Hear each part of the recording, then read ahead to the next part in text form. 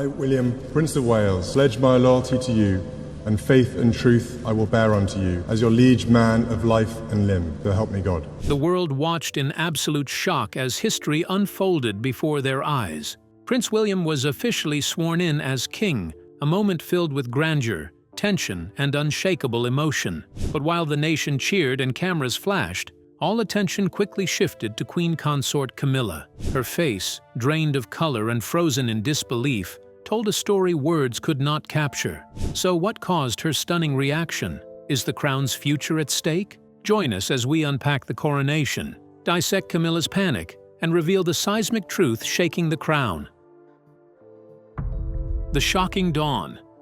On a radiant autumn morning in 2024, Buckingham Palace gleams with calm splendor, yet turmoil brews unseen within its walls. King Charles III, after decades of waiting, finally embraces his crown, diligently attending to state papers. Unbeknownst to him, hidden forces are already conspiring, threatening to shatter the monarchy and undo everything he has worked for. In another wing of the palace, Queen Consort Camilla prepares for a charity luncheon. Draped in elegance, she studies her reflection, adjusting her outfit with the precision of a woman who knows her appearance speaks volumes. A sapphire brooch is fastened here, a strand of pearls adjusted there. To her, this is just another day in a carefully curated royal calendar. What she does not realize is that her world, her crown, her title, her very place in history, is on the verge of collapse. Far from the palace, Prince William is deep in discussions about climate change, passionately addressing a conference of environmental leaders. His focus is on rising seas and carbon emissions, not on crowns or thrones. He has long accepted his role as the heir, but he has never expected that fate might thrust the weight of the monarchy upon him far sooner than anyone imagined. But inside Buckingham Palace, shadows lengthen. At precisely 9 a.m., the quiet rhythm of Charles's morning is shattered. Sir Clive Alderton, the king's private secretary, strides into the study. His expression is grim, and behind him trail a cadre of heavyweights, the Attorney General, the Lord Chancellor, and two senior members of Parliament. Their footsteps strike the polished floors like the ticking of a clock counting down to disaster. "Your Majesty," Sir Clive begins, his voice hushed but heavy with dread, "we are facing a grave security threat to the crown. Immediate action is necessary to preserve the realm." He drops a thick dossier onto the desk, its weight echoing like a verdict. Inside lies a collection of revelations, so explosive they could shatter the monarchy overnight. Questionable financial dealings within royal trusts, covert communications with world leaders that hint at impropriety, and most chilling of all, I've been actually trying to keep quiet about reaching 3/4 of a century. evidence that trusted insiders have leaked secrets to foreign spies.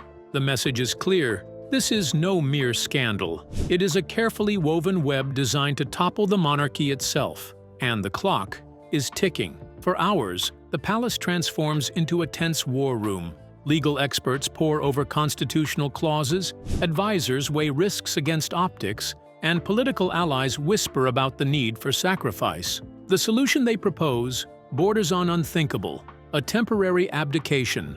Let William ascend now, they argue, and present it to the public as bold modernization. Better that, they insist, than allow the monarchy to drown under headlines that could break by nightfall. The choice rests on Charles's shoulders alone. He has waited a lifetime for this role, yet within a single morning, he faces the possibility of surrendering it. As the sun climbs higher and the palace air thickens with tension, one question lingers. Will the king who waited 73 years be forced to bow out after barely a year on the throne? So, what kind of threat was Charles facing? What options did he have? How did Camilla respond to the threat? Let's find out.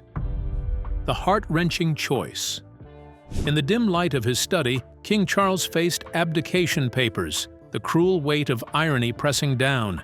After 7 decades of waiting, his reign was unraveling barely 2 years in, not from age or will, but from a scandal rooted in espionage. Foreign agents had gathered compromising letters, intercepted calls, and cracked messages. This wasn't merely personal disgrace. It threatened to erode centuries of trust, placing the very survival of the monarchy in jeopardy. Outside the study, the palace stirred like a hive struck with a stone. Phone lines crackled, advisors barked rapid orders, and aides dashed through gilded corridors. William had been summoned. Senior household officials were gathering, and preparations for an unprecedented handover were already whispering into motion.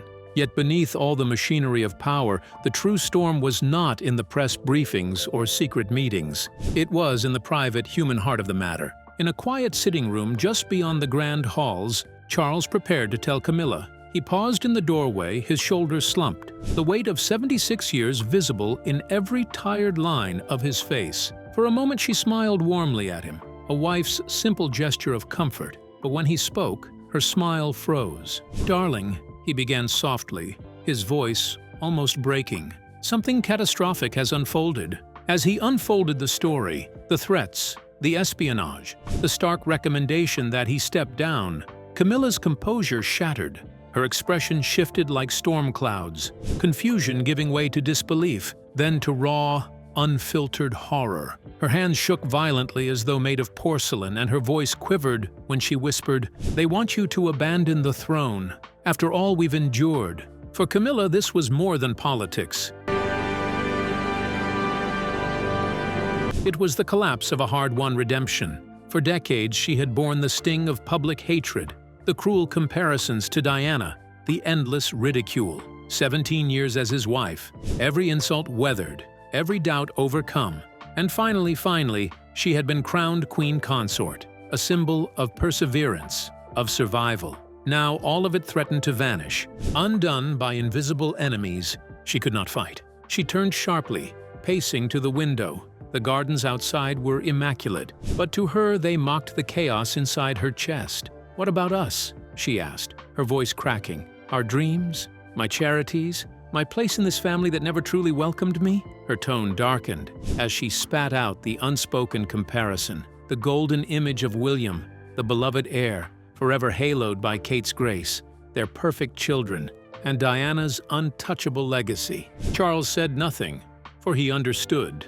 He knew the ghost of Diana still haunted every room, every headline, every whisper. Camilla had clawed her way from that shadow, only to be dragged back into it. Tears threatened to break through her steel facade, but she held them back. And so the question lingered, heavy and cruel. Should Charles sacrifice his personal legacy to protect the nation, even if it destroyed the woman who had stood beside him through every storm? His resolve stiffened. He knew what duty demanded, but the cost, to his marriage, to Camilla's fragile redemption, was a price that might never be repaid. Where was Prince William during the drama? How did King Charles react to the threat? What was William's reaction like? Let's delve into the details of an heir's apparent race against time. The urgent summons. Prince William was deep in discussion, sparring ideas with passionate scientists about climate change and carbon footprints. The debate was lively, intense, his sleeves rolled, his tone sharp yet thoughtful. Then, in an instant, the energy in the room shifted. His aide, standing at the edge, sliced the air with a sharp gesture, subtle but urgent, an unspoken signal that brooked no delay. It wasn't the sort of interruption anyone ignored. William caught it at once. "Royal business? Immediate," the silent message carried. With practiced composure, he excused himself from the table, though his mind was already racing. Out in the corridor, his secretary stood waiting, and the look on her face was enough to chill the blood. Her features, usually calm, were marked with urgency and dread. "Sir, you must return to the palace at once," she said in a low, deliberate voice. "Constitutional emergency." The word struck him like a blow to the chest. A constitutional emergency. His stomach dropped. His throat tightened. 1,000 scenarios raced through his mind in a heartbeat. Had there been an attack? Was the king gravely ill? Was his family in danger? The drive back, barely 20 minutes, stretched like an eternity. He sat in silence, every passing landmark blurring as his imagination tortured him with visions of the worst. When he arrived, the atmosphere was thick with unease. Kate was already there, having been pulled away from her own duties with equal urgency. Their eyes met across the hall. Hers reflected the same anxious questions burning inside him. Without a word, they clasped hands, their fingers entwined in silent solidarity. Together, they entered the king's private study. The sight before him stopped him cold. His father, King Charles, looked diminished, frail, heavy with burdens unseen by the world. The weight of decades seemed to press down on his shoulders, yet his eyes burned with an intensity that betrayed both urgency and sorrow. In a voice roughened by emotion, Charles revealed the abyss they now faced. An espionage scandal had rocked the monarchy to its core, shaking trust in the crown. Whispers of abdication had risen louder than ever before. And now, the unthinkable, a plea that William must ascend, not in the hazy, distant future he had long prepared himself for, but now. Louis knew about the dances. I was just going to show. Immediately, "Save the monarchy," Charles said, his voice breaking with both pride and grief. It was not a command, but a desperate entreaty from a father who knew the institution's survival might rest in his son's reluctant hands. At 41, William felt the floor tilt beneath him. He had always imagined time, years, perhaps decades, before this weight would descend upon him. But now, without warning, the crown hovered before him, shimmering, yet suffocating. His mind reeled with questions, doubts, fears. Beside him, Kate's grip tightened. She too was staring into a future neither of them had asked for. 3 children whose innocence and stability now stood at stake. The air thickened with unspoken dread. William asked, after Camilla, what would become of her? 20 years she had spent carving a role, enduring scrutiny, finally finding acceptance, only for it to dissolve in a single moment. And so the true weight of it all pressed down. Could William shoulder the burden and rise to the occasion, or would the shadows consume them all? Let's dig into the details of the frenzied preparations and hidden heartbreak that shook the monarchy. Behind closed doors, the palace bursts into a kind of controlled chaos, the sort that feels both disciplined and frantic at the same time. Hours blur together as corridors echo with hurried footsteps, phones ring endlessly, and advisors shuffle through folders long untouched, dust flying off old manuals of protocol and precedent. It is as though ancient rules are being unearthed from forgotten vaults, dragged into the present moment to guide a process no one thought would come this suddenly. William is at the heart of it all, shoved into a crash course of monarchy. The lessons are mercilessly condensed: complex laws of abdication, rituals of succession, centuries of tradition, all compressed into mere hours. There is no luxury of rehearsal, no space for the pomp that usually cushions such occasions. The crown waits, not as a glittering prize, but as a heavy responsibility demanding immediacy. His coronation is reduced to its bare bones. An oath sworn, recognition given, power transferred. A throne without fanfare, just necessity. The reason? To stay ahead of whispers of scandal already threatening to spill into the public domain. Staff run in every direction, piecing together the throne room at lightning speed. Broadcast networks receive coded alerts of a major announcement, but no further details. Secrecy is paramount. Inside those walls, the pressure is suffocating, the stakes sky high. Meanwhile, Kate is swept into her own whirlwind. Wardrobe discussions vanish in minutes. Her coronation attire nothing more than a repurposed navy dress pulled from her closet. Meetings and schedules crumble into irrelevance, replaced by towering responsibilities that grow by the hour. Yet the most delicate challenge isn't about appearance or protocol. It's about family. She gathers George, Charlotte, and Louis, her heart tightening as she explains that their father is no longer simply daddy, but king. Their innocent questions cut deeper than any political intrigue. George, with wide eyes, asks nervously, "Will we still stay at home?" Charlotte, ever practical, wonders, "Does this mean homework still happens?" And little Louis, too young to grasp the magnitude, blurts out, "So, am I a prince now?"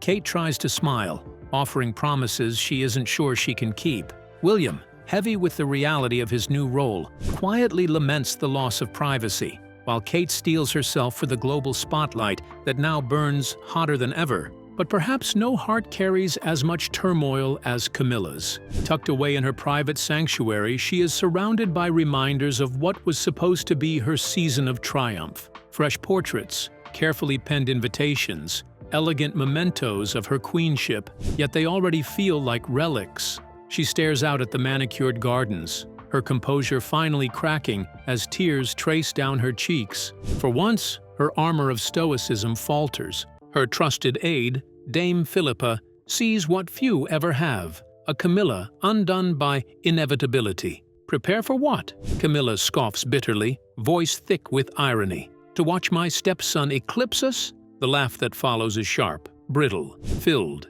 with disbelief. The same establishment figures who once defended her now seem to orchestrate her quiet fading. She's no longer the resilient consort who outlasted criticism. She feels reduced to a shadow, forever haunted by Diana's enduring legend. As she dresses in somber purple for the stripped-down ceremony, the truth gnaws at her. In this ruthless Game of Thrones, crowns may dazzle, but the cost is steep. And the question lingers in every whisper. When power shifts, who truly bears the price?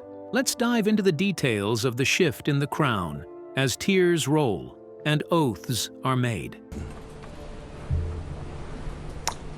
The dramatic ceremony, tears, oaths, and a crown's swift fall. The throne room, once a solemn chamber of tradition, now feels like a stage hastily reimagined for a spectacle that no one expected but everyone will remember. Every corner vibrates with a strange, almost dreamlike tension. Cameras, flashing and blinking like unblinking eyes, sweep across the chamber, catching every movement, every flicker of expression, every tremor of emotion. The dignitaries, draped in authority and history, sit in reverent silence, their awe muted but heavy, as though the very walls of the palace are holding their breath. Then the doors open. William and Kate appear, their robes trailing with the weight of centuries, their faces pale yet resolute. Each step echoes like a drumbeat of fate. The Archbishop, towering in authority and solemnity, raises his voice so that it rolls across the chamber like thunder.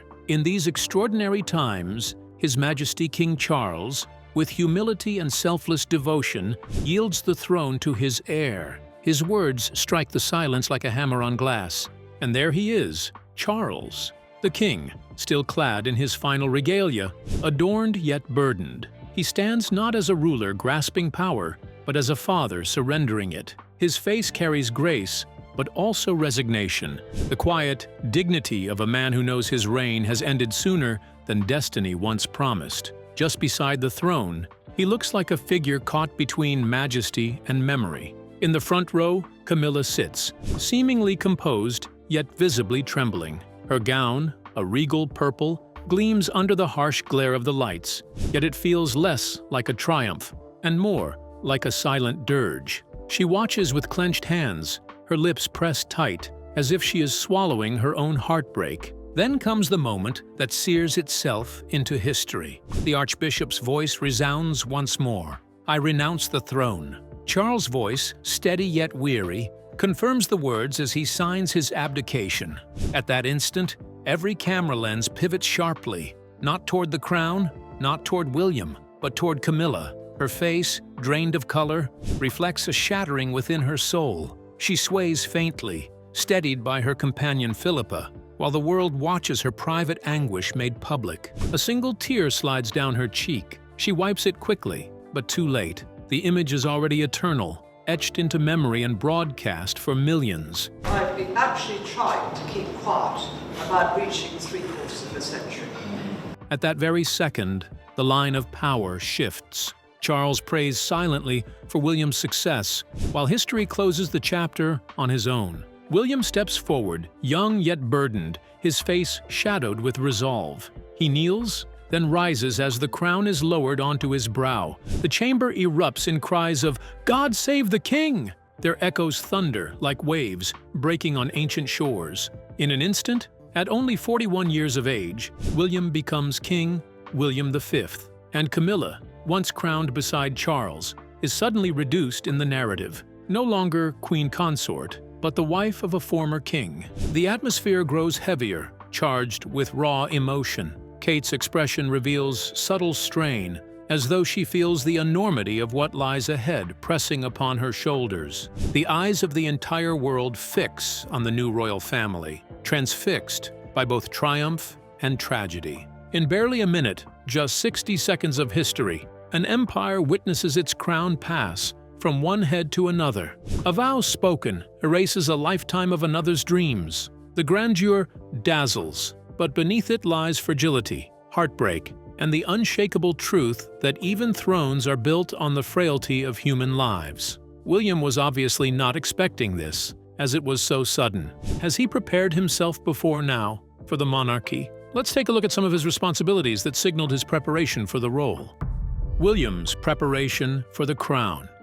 Prince William's gradual rise within the monarchy has been marked by growing responsibilities and increased visibility, signaling his preparation for the crown. Royal experts believe he is as prepared as he will ever be, pointing to his strong leadership at key international events. At the reopening of Notre Dame in Paris, William represented Britain with poise and dignity, earning praise from royal commentator Hugo Vickers, who said William carried himself like a true statesman. His presence alongside world leaders such as Donald Trump, Emmanuel Macron, and Volodymyr Zelensky further underscored his growing stature on the global stage. Yet the question remains whether anyone can ever be fully ready to be king.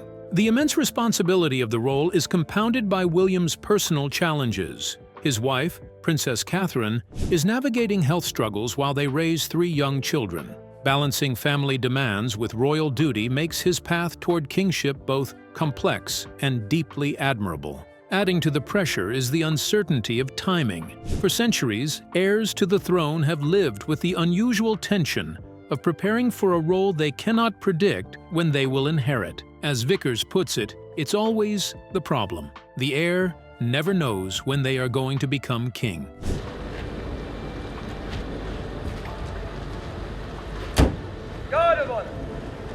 That sense of limbo creates a unique kind of stress, especially now, as King Charles battles cancer. While Charles continues his reign, his health has inevitably sharpened focus on William's position. Experts suggest that although no heir can be fully ready, William has shown the composure and preparedness necessary to handle what lies ahead. It looks as though he can cope, Vickers said. And that's crucial, because when the time comes, he will have no choice but to cope. It is important, however, to clarify one key point. King Charles has no plans to abdicate, despite rumors swirling around his illness. Sources close to the palace have emphasized that Charles intends to continue serving until the end, following the tradition of his mother, Queen Elizabeth II, who reigned until her final days. This means that while speculation about an early handover has captured the public's imagination, it does not align with reality. Royal commentator Hilary Fordwich underscored this while speaking to Fox News, explaining that what we are seeing is not a scramble for immediate succession, but rather careful, accelerated preparation. Prince William has been assuming more responsibilities, and there have been preparations for more transitions of responsibility, she said. Both William and Catherine, she added, have been diligently preparing to step into the roles of king and queen. This preparation has intensified in recent months, but there is no suggestion that they are seeking an immediate ascension. Instead, they are quietly and dutifully building the foundation for the day when they must take over. What makes this period so intriguing is the balance William must maintain. On one hand, he must remain a devoted husband and father, supporting Catherine through her health challenges and being present in the lives of George, Charlotte, and Louis. On the other, he must operate at the highest levels of international diplomacy and statecraft, standing alongside world leaders while embodying the future of the British monarchy. That dual role, private man and public figure, defines William's present moment. It also makes his story relatable. He is not simply a prince preparing for a crown, but also a father and husband, navigating pressures that, while magnified, mirror the struggles of many families balancing work, health, and responsibility. The crown may weigh heavily, but William seems determined to wear it with grace when the time comes. Now that William is sworn in, what kind of era does the new dawn signify? Let's delve into the echoes of loss and resilient rebirth that redefine the monarchy. The new era. The scene after the coronation is nothing short of dramatic. What should have been a smooth continuation of tradition quickly turns into a storm of uncertainty. News channels explode with non-stop coverage, every moment dissected, every expression magnified. Behind palace doors, advisors scramble to control the narrative, spinning statements to calm the nation and the world. Yet amidst the chaos, William's first words as king strike a powerful chord. With measured confidence, he declares, "My father's sacrifice secures our future." That single line captures both grief and hope, carrying the weight of history while reassuring millions that the monarchy remains steady. For Camilla, however, the moment feels devastating. Once at the center of royal duties, she suddenly finds herself edged out. Her calendar of public engagements is swiftly erased. Causes she once championed are reassigned to others. Patronages she worked to maintain now slip from her grasp without ceremony. Surrounded by aides, she is protected from the harshest blows of public opinion, but not from the bitter reality. Her purpose in the institution has vanished almost overnight. Meanwhile, Catherine, now queen, steps into her new role with an ease that astonishes many. Her warmth, empathy, and natural poise radiate, making the transition seem destined. She greets dignitaries, comforts citizens, and represents the crown with a blend of elegance and approachability that wins hearts almost instantly. It's so weird when they get bigger to think that they were that tiny. To many, it feels as though she was born for this moment. 6 months on, the monarchy appears as resilient as ever. The family has weathered storms before, and once again, it endures. King William thrives, proving himself not only as a symbol, but as a leader beloved by the people. Catherine, standing beside him, glows with grace and quiet strength. The crisis that once threatened to destabilize the royal house is quietly neutralized through careful diplomacy and clever maneuvering behind the scenes. Charles, now free of the crown's heavy burden, embraces philanthropy with renewed energy. In stepping aside, he discovers peace. His legacy redefined not by power, but by service. But for Camilla, the wound remains raw. Losing her identity as Queen Consort feels like an erasure of years of effort. Watching Catherine take her place so effortlessly is a pain she cannot ignore, though she wears civility like armor. Public sympathy, however, begins to shift toward her. The hashtag Camilla's heartbreak floods social media, as people recall her pale, stunned expression on Coronation Day. To many, it symbolizes the fragility of triumph and the cruelty of sudden loss.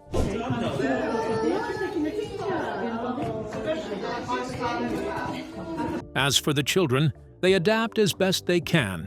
George is carefully groomed for his future as heir, while his siblings are shielded, encouraged to hold on to a sense of normal childhood even under the watchful eyes of security. When the first anniversary of William's reign arrives, the monarchy is stronger, more admired, and more secure. Yet for Camilla, it remains a scar, a reminder that in royal life, crowns are fragile illusions. Power can vanish in a heartbeat, and survival demands unshakable strength.